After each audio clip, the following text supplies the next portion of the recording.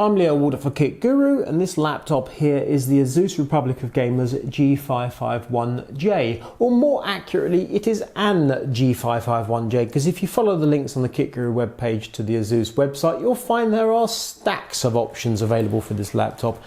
So this particular version is what I would regard as a sensible compromise for a gamer. The basics that are common to all the different G551Js: 15.6-inch chassis, Intel processor, either Core i5 or Core i7, and then NVIDIA GTX 960M graphics.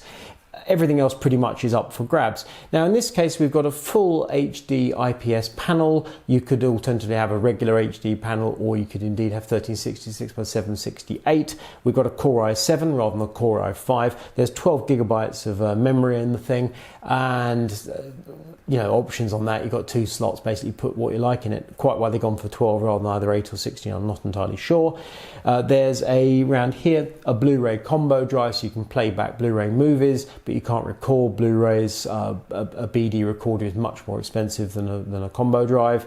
The wireless is Intel N7260, which is slightly cheaper than AC, and you could argue AC is not strictly necessary. I'm a little surprised they decided to cut a few quid there, because you know, AC is better than N, that's all there is to it. What else have we got? Storage. Yeah, that's really one area. We've got a 128GB Kingston M.2 SSD and also a 1TB Hitachi Travelstar hard drive. So you boot off the small Kingston, they put your Windows and a few games and apps on there. Everything else is on the hard drive. Makes sense. It's a reasonable compromise. Sticking a large SSD in a laptop costs money, so you know, fair enough. Overall, happy.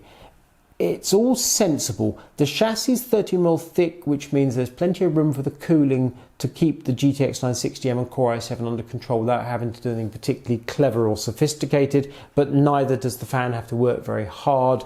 It's pleasantly quiet throughout. Has this finished?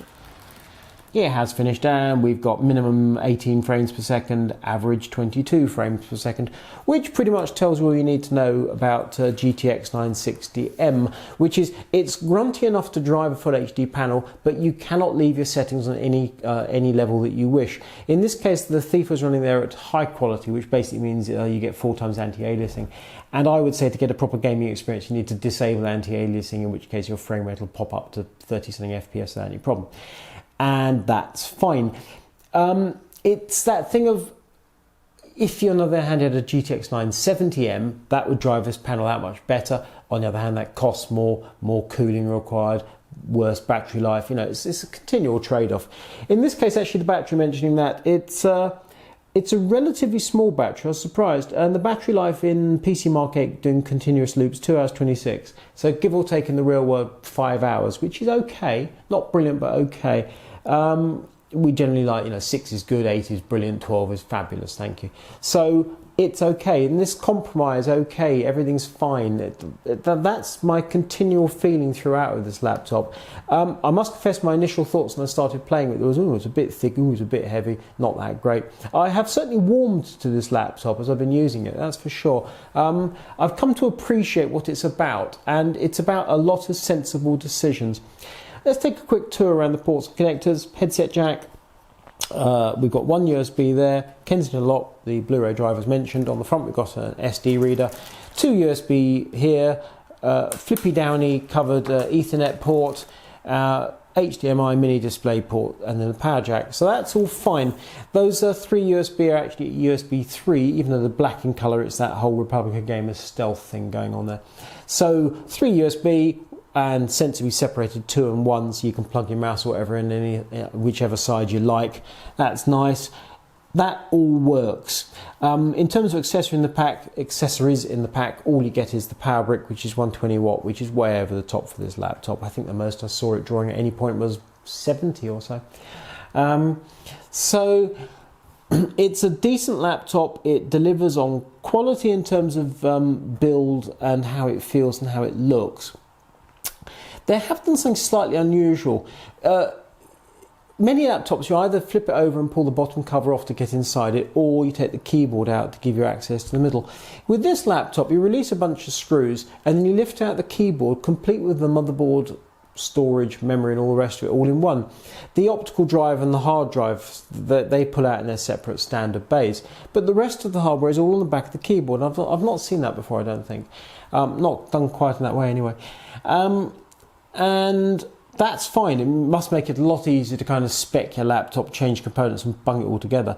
But as you'll see on the photos in Kit Guru, it means that you end up with the bottom of the laptop is just an empty plastic shell and the top is the panel in the lid, and that's it. And the rest is just space. Quite curious to see. One downside seemed to me was that the mouse buttons feel a little bit clicky, a little bit echoey, and I don't know if that's due to that construction and that perhaps they're not quite as supported as they might be. It's a small thing, it works well enough and I haven't got any problems with it. The chiclet keyboard, the island type keyboard, works well.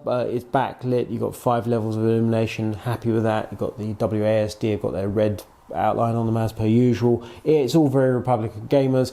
However, the keyboard layout is not perfect for me. The power key top right I don't like, and the fact that Windows keys are few in, so you've got their control, then function, then Windows. I don't like that. I want Windows to be bottom left where I can just reach for it. But then keyboards, it often seems to be the way. We think we've got it nailed, and yet there we go.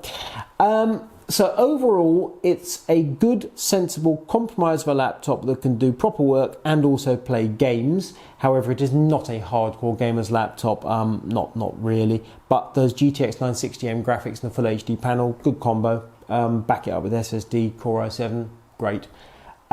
Price, perhaps a little high, it's £1,050. £1,000 is kind of that psychological thing, isn't it? And being just over that, it'd be nice if it was below, but there we have it. But overall, the ASUS Republic of Gamers G551J, or more accurately, this particular G551J, I like it. It's good. It's really grown on me. It's a sensible laptop that doesn't have any glaring flaws. It delivers, it does the business, and it's a sensible sort of price. So this is Leo Warder for Kit Guru, and this is a G551J from ASUS.